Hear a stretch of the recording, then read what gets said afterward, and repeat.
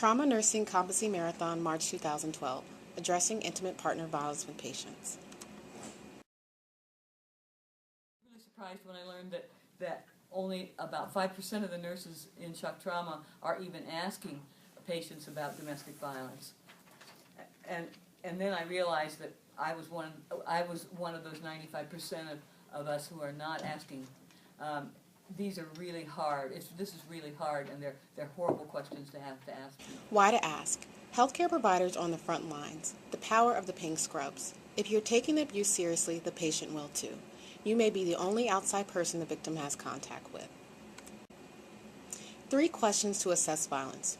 Do you feel unsafe in your current relationship? Is there a partner from a previous relationship that makes you feel unsafe now? Have you been kicked, hit, punched, or otherwise hurt by someone within the past year?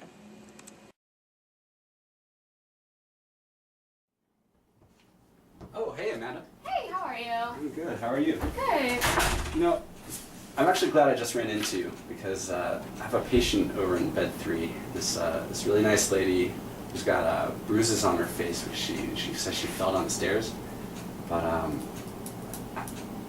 the bruises don't really match up with that sort of injury, and I think she might be being abused at home. I just don't know how to talk to her about it, though. Right, something just came out about this. We're going to be asking everyone that comes in 3 questions to rule out domestic violence from home. Sometimes they can be really hard to ask. The email that I got this morning is very helpful in, talking to victims of domestic violence, and kind of gives a little rundown of how to ask them appropriately. Okay. Well, the most important part of the conversation should involve 3 questions. Have you been kicked, punched, or hurt by someone in the last year? Is there a partner from a previous relationship that makes you feel unsafe? And do you feel unsafe in your current relationship? So first, I wouldn't jump right into the questions right away. I would try to develop a relationship with her first. Just get to know her, maybe just ask her if she has children, or just generally try to get to know what kind of person she is. And then I would start with general concepts about violence and how it can be difficult to talk about. You could say something like, I've seen a lot of patients who have problems with abuse at home, and I know it can be difficult to talk about, but I just want to make sure you're safe at home. Oh, okay. So I think I got that. But what do I do if there's other people in the room, like family members or something? I would try to find a time where maybe there's no one in the room to talk to her, or distract her, or prevent her from telling you anything she would like to say.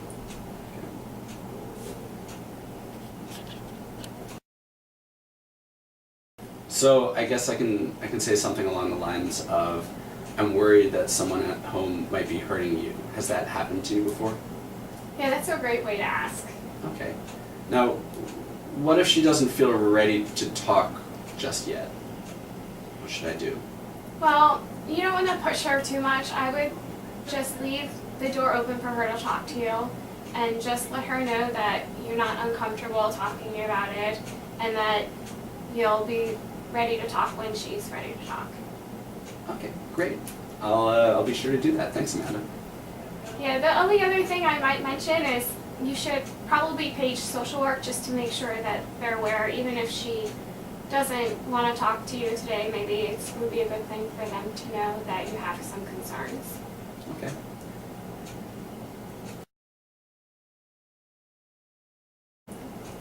Okay, that's great. Thanks, Amanda. I'm gonna go step out. I'm gonna go do that right now. Great. Good luck.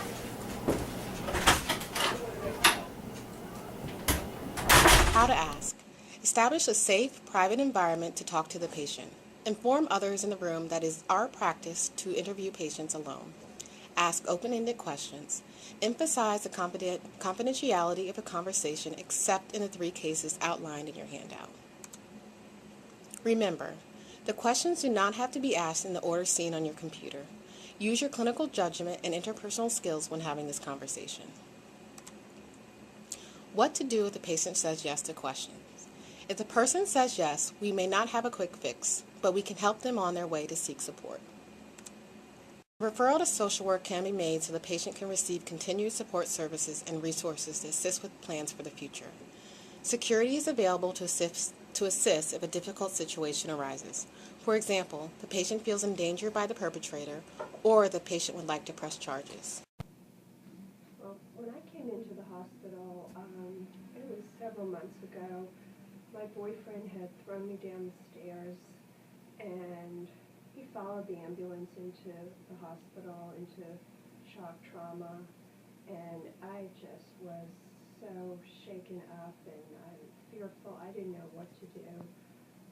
And this nurse was so nice to me.